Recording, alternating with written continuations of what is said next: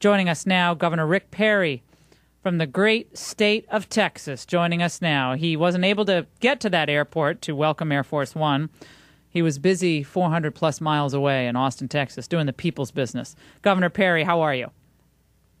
Laura, everything is actually in very good shape in the state of Texas. We're still creating jobs and leading the nation economically, and if we, what we'd like to do is see the federal government do the things that it's actually supposed to do, like defend our border, secure the border, and engage in the states when they have emergency situations like these massive wildfires that have burned up over 2.3 million acres. Those are things that the federal government historically and through statutory responsibility is required to do. Yet I want to get into the wildflowers. I'm going to get into the wildfires, Governor Perry, because I find this to be an outrage. The president would not do the flyover with you.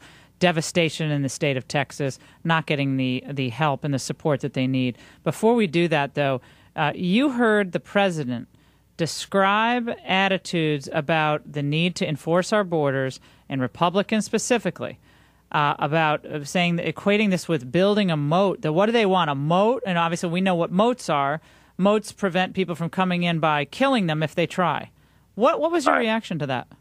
This is a president who is more interested in trying out for Saturday Night Live, it seems like. He wants to play to what he considers to be the humorous side of it. I think about what I saw at the White House Correspondents' Dinner. The guy's a stand-up comic, and that was what he was playing to here.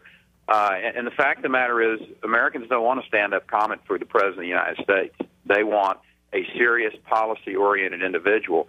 And anyone who knows what's happening on the border of Texas and Mexico, or for that matter, the southern border of the United States with Mexico, realize that this is not comedy. There are people's lives in jeopardy every day. We saw Stephen Hartley killed on Lake Falcon.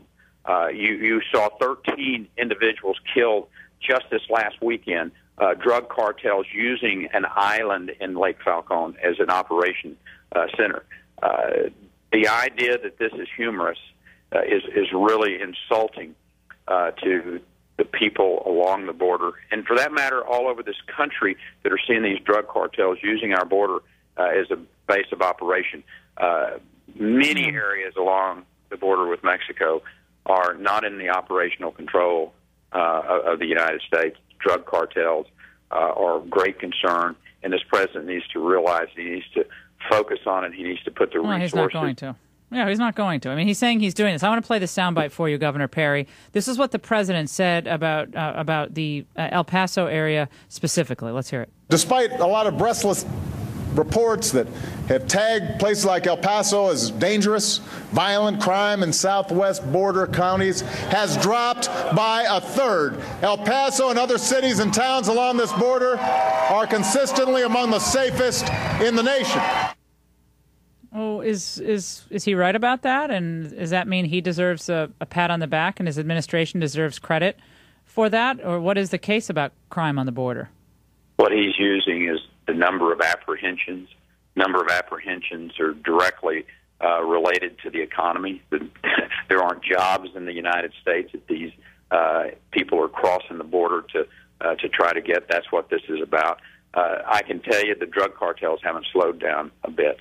They're still continuing to use our southern border as a base of operation. We're seeing more and more of our citizens, for instance, in South Texas within the last 30 days, our ranchers being threatened, and I'm not talking about threatened verbally, I'm talking shot at.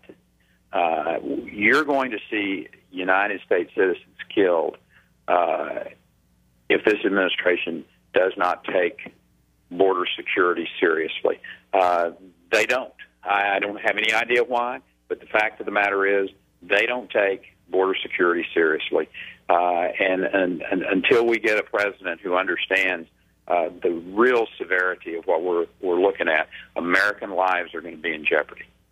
We're talking to Governor Rick Perry. Governor Perry, now tell us, what happened with the president's visit? Apparently, they invited you to greet Air Force One because now you have nothing better to do than to be a greeter, I guess, in your job. But some people said, well, that was rude of Governor Perry. You know, the president's coming to your state.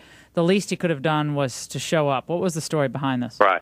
Well, and we actually offered to meet the president here in Austin. I mean, the idea that I needed to fly 2 hours, and I mean, it is a long way from Austin, Texas to El Paso. 2 hours later, he was coming into Austin, Texas, to do 2 fundraisers, which is beside the point to me. I mean, he's coming into Austin, Texas, and I offered to meet with him here, and he said, "Oh, no, we can't meet there. If you want to meet me, you come to El Paso." And the fact is, this was nothing more than a dodge. If the president wanted to meet, I was in Austin. I would have been here. I would have sat down with him, and we would have talked about the issues that are important. But he chose to take what I consider to be a political out and say, "Oh gosh, we offered him the chance to meet. Yeah, I've been on the tarmac with the president before, and he wouldn't even take a letter that I was trying to hand to him. He passed it off to an aide." So, and they use other distractions like, "Well, we offered the president a briefing by our immigration people." Let me tell you, I'm the governor of the state of Texas. I don't need to be briefed by people 1,500 miles away from Texas to tell me what's going on immigration and border security. I know. I've got people who are putting their lives on the line to keep our citizens safe today. Yeah, I don't need the President of the United States. Governor, no, this is hilarious. They wanted to brief you on immigration? Yeah. What? Yes. I mean, is that the height of hypocrisy? And we said, no, thank you. We know what's going on. We need this administration to be engaged, to be actively trying to find solutions, not standing up and doing Saturday Night Live comedy in El Paso, Texas, and making fun of people who are putting their lives on the line. I find that to be reprehensible. Well, Jay Carney, the president's press secretary, responded to criticism that the White House and federal government wasn't doing enough for the wildfires throughout the South, mostly in Texas. They said, well, we're picking up 75% of the cost. Well, what's wrong with that, Governor?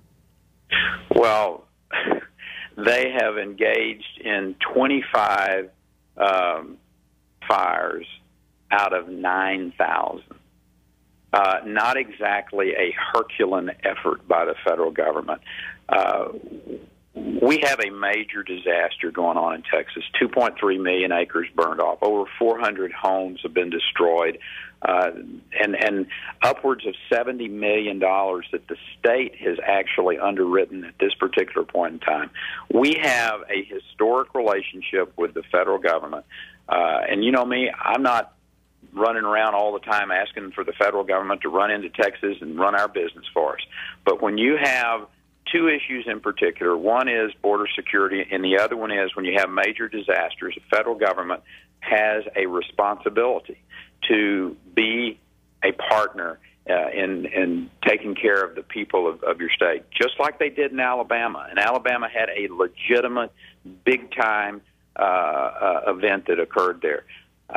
This administration, I can't but look at this and say they're picking and choosing who they want to help. So you think this is political? I don't have any other way to. When you see the United States senators from Texas, when you have congressmen that are calling this administration out as making political decisions about whether or not they're going to help Texas, I don't have any other. I don't have any other decision to make but to say they have made a political decision that they're not going to help Texas for whatever reason. I guess they've written Texas off, except to come into Texas and use it as a prop and to raise money.